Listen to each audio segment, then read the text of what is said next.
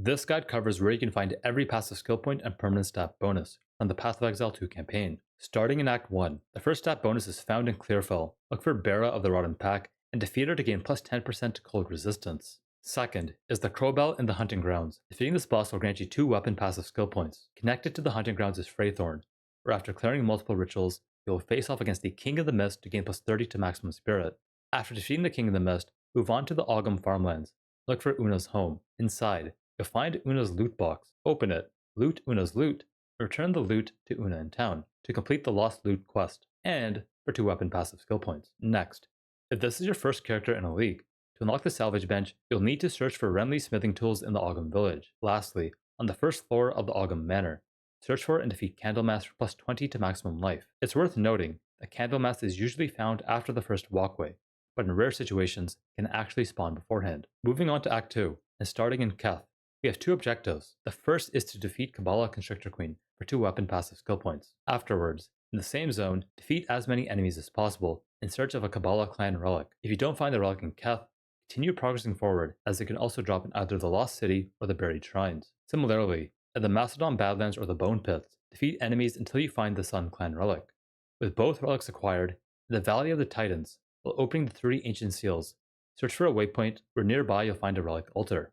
Place the previously found relics inside the relic altar for a choice between 30% increased charm charges gained or 15% increased mana recovery from flasks. If you'd like to change your buff later, you can always return to the altar and select a different option.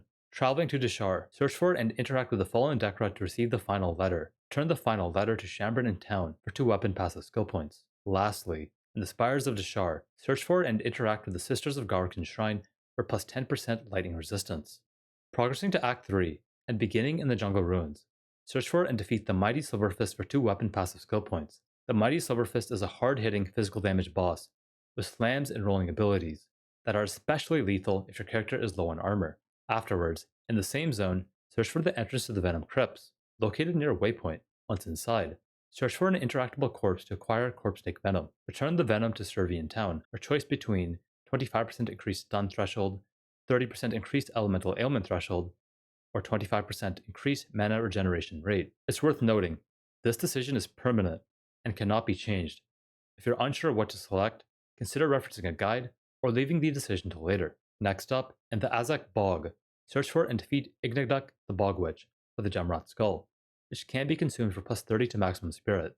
Traveling to Chikani's Machinarium, before progressing to Chikani's Sanctum, search for an additional small soul core to unlock Blackjaw the Remnant's Arena.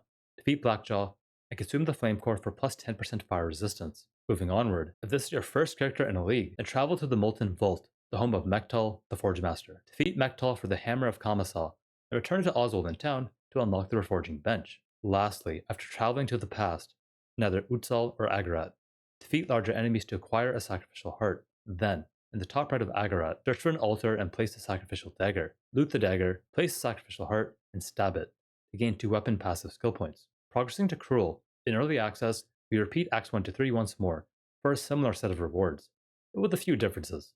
In Act 1, defeating Candlemas now provides 8% increased maximum life. Furthermore, the King of the Mist provides no rewards, meaning we do not need to travel to Freythorn. In Act 2, inside the Valley of the Titans, after placing the Sun Clan and Kabbalah Clan relics inside the relic altar, the choice of rewards have been changed to 30% increased charm charges gained, or 15% increased life recovery from flasks. Again, if you'd like to change your buff later, you can always return to the altar and select a different option.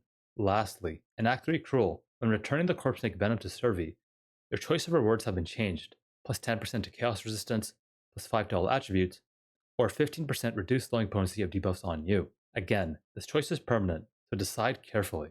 Furthermore, after defeating Ignagduk the Bog Witch, you'll receive plus 40 to maximum spirit instead. To summarize, after completing the Path of Exile 2 campaign, you should have gained the following: 24 weapon set passive points, 20% to all elemental resistance, plus 100 to maximum spirit, plus 20 to maximum life, plus 8% increased maximum life, 2 relic buffs that can be changed at any time, and 2 permanent stat buffs from Servi in Act 3 that cannot be changed whatsoever.